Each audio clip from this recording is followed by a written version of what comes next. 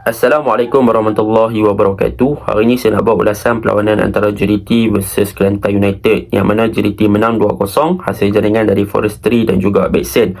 Untuk perlawanan ni JDT ada melakukan rotation player untuk first 11, dan kalau kita lihat memang JDT agak struggle lah pada first half dan juga di second half. Tetapi selepas kemasukan pemain-pemain utama di bahagian serangan, contohnya macam Bexen dan juga Arif Aiman, barulah JDT nampak yang mereka boleh untuk move lebih bagus dalam punya off the ball movement dan juga untuk penetrate low block yang dilakukan oleh pasukan Kelantan United, dan mereka juga sangat compact lah untuk Kelantan United. Nampak gaya memang kita boleh tahulah apabila JDT ubah pemain ataupun rotate pemain, nampaknya second team tidaklah sebagus mana first team main. Jadi benda ni memang patut dirisaukan, sebab kalau lagi ikut kepada squad depth untuk pasukan JDT, mereka ada squad depth yang sangat besar. Maka kalau ada squad depth yang sangat besar, sepatutnya kita perlukan pentingkan the quality of the players, bukan hanya kepada bilangan players. Jadi benda ni yang memang kita tahu kenapa Tanjung Saulari sebelum ini masih lagi menggunakan player-player yang sama, sebab tak mau jadi macam perlawanan semalam lah. Jadi tanpa membuang masa, mari kita masuk ke dalam ulasan perlawanan. Untuk ulasan perlawanan kali ini, saya akan mulakan dengan JDT. Untuk game ni memang obviously perkara positif ataupun perkara yang kita dapat lihat, sebenarnya Tanjung Saulari memang mengembangkan kepada back 3 secara solidnya di dalam perlawanan ni.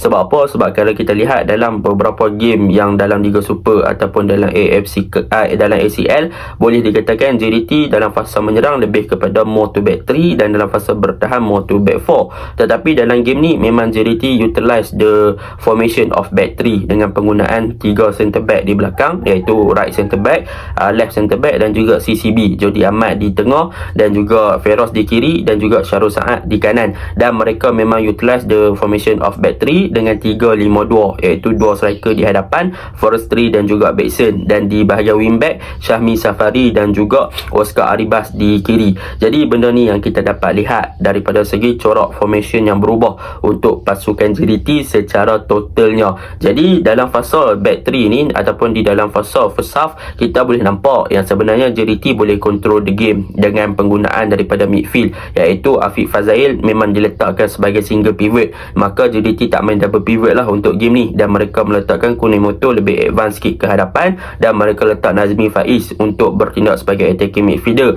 dan lebih dikatakan Nazmi Faiz ni untuk crash the box ataupun lebih kepada untuk influence masuk ke dalam kotak penalti lah. Bagi saya, dalam first half JDT dah bermain dengan sangat baik. Mereka dah boleh untuk melakukan ball progression, mereka ada hantaran-hantaran yang bagus, mereka cuba untuk exploit pertahanan yang dilakukan oleh Kelantan United yang sangat compact dan juga bermain dalam low block. Mereka cuba untuk meletakkan bola di belakang pertahanan. Tapi obviously untuk game ni, apabila JDT cuba untuk melakukan change side ataupun cuba untuk melakukan penetration passing dan sebagainya, ada beberapa situation yang menyebabkan JDT terperangkap dalam offside trap yang dilakukan oleh pasukan Kelantan United. Jadi mereka boleh dikatakan agak miss timing daripada segi passing tu, yang menyebabkan mereka terperangkap di dalam offside trap sewaktu mereka menerima bola. Jadi mereka perlu untuk perbaiki that things lah untuk second team. Jadi benda tu yang perlu JDT perbaiki. Dan yang kedua, kalau kita lihat daripada segi corak serangan, memang JDT ada beberapa gerakan yang menarik, terutamanya daripada segi crossing dan sebagainya.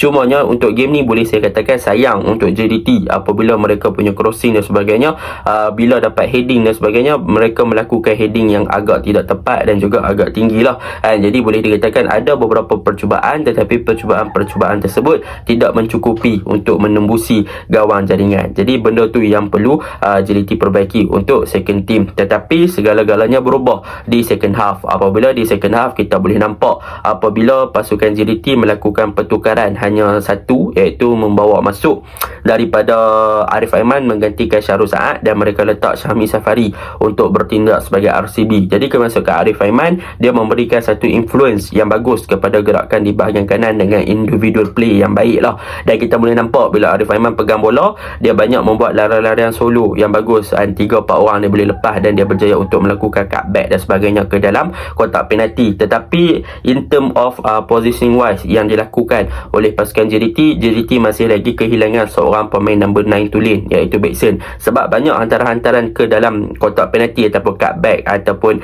lay off dan sebagainya dilakukan oleh pemain di bahagian winger ataupun di bahagian kanan dan kiri, masih lagi belum dapat mencari pemain-pemain JDT yang berada dalam kedudukannya sesuai untuk sudahkan peluang tersebut. Tetapi in term of kemasukan Arif Aiman, dia dah berjaya untuk losekan dan juga kucak-kacirkan pertahanan pasukan Kelantan United dengan sangat baiklah. Itu yang pertama lah. Yang kedua, bila kemasukan Beksen, barulah kita nampak yang JDT lebih selesa dengan gerakan-gerakan dalam small space, dalam ruang-ruang yang kecil untuk membentuk combination play. Fernando Forestry dan juga Arif Aiman serta Beksen boleh main dalam one touch football dan juga boleh bermain dalam ruang kecil untuk penetrate pasukan Kelantan United yang bermain dengan compact dan juga dengan low block untuk mereka memasuki di box. Jadi benda tu baru nampak efektif dan hasilnya kita boleh nampak lah apabila Arif Aiman masuk, banyak gelecek-gelecek yang dibuat dan off the ball movement yang dilakukan dan Beksen attract defense. Kita boleh nampak bagaimana Forestry berjaya untuk hasilkan gol pertama, lepas tu Beksen berjaya menjadikan gol yang kedua. So benda-benda tu baru nampak perubahan yang lebih positif apabila kemasukan pemain utama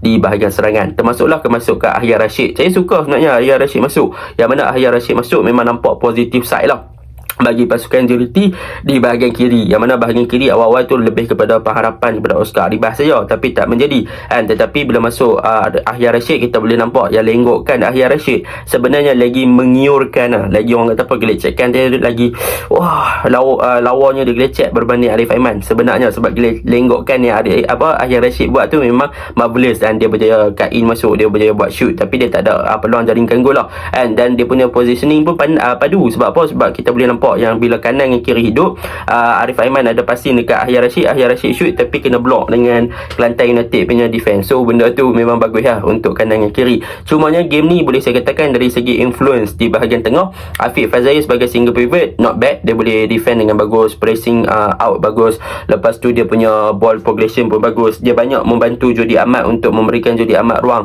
lebih bermain dengan tinggi lah sebagai CCB. So dia banyak help Jody Ahmad untuk bergerak dengan lebih advance ke hadapan. Cumanya untuk game ni, kalau boleh saya kata kurang Kunimoto is something yang saya sebenarnya looking forward untuk tengok dia in every game untuk JDT. Tetapi dalam a few games yang lepas the past few game, saya boleh katakan Kunimoto tak mencapai expectation yang saya letakkan dekat dia. Di manakah Kunimoto yang dia main waktu debut dia kan, waktu first game dia dulu, dan di manakah Kunimoto yang itu yang saya kenal waktu tu, dan kenapa Kunimoto yang sekarang tak macam tu? Yang tu persoalan dia lah. Sebab bila masuk Safir Rahim, dia jadi lebih better. And untuk Nazmi Faiz, he is a good player. Saya boleh katakan game ni dia bermain dengan baik. Ada beberapa gerakan yang dilakukan. So dia positively memang Nazmi Faiz patut dapat regular play time. Kalau dia teruskan konsisten macam tu, dia akan perform lah. Untuk Diogo, dia baru lepas injured. So saya faham lah, mungkin performance wise dia kurang sikit. Tetapi bila Beksen masuk, kita boleh nampak JDT eager untuk menyerang. Cumanya game ni boleh dikatakan JDT hard luck daripada segi finishing. Kalau JDT baiki daripada segi finishing, mungkin mereka boleh skor beberapa gol lagi lah. Jadi itu untuk JDT. Untuk Kelantan United, apa yang boleh saya katakan, mereka ada a few chance yang mereka boleh untuk bawa bola ke hadapan, buat gerakan menarik. Tetapi in term of mereka nak beat Jody Ahmad dengan Feroz, mereka kena baiki lagi. In term of defending, mereka dah solid dalam 70 minit, tapi lepas tu kesilapan demi kesilapan yang mereka buat, mereka kalah kan. So benda tu Kelantan kena perbaiki lagi lah untuk berani dan lebih agresif lagi sepanjang 90 minit. Tapi apa-apa pun, JDT untuk game ni kita boleh nampak lah yang perbezaan antara first team dan second team memang perbezaan yang sedikit ketara. So benda tu perlu untuk JDT improvise lah, and sebab ada squad depth besar, jadi kena cari the best solution lah. Okay, Assalamualaikum.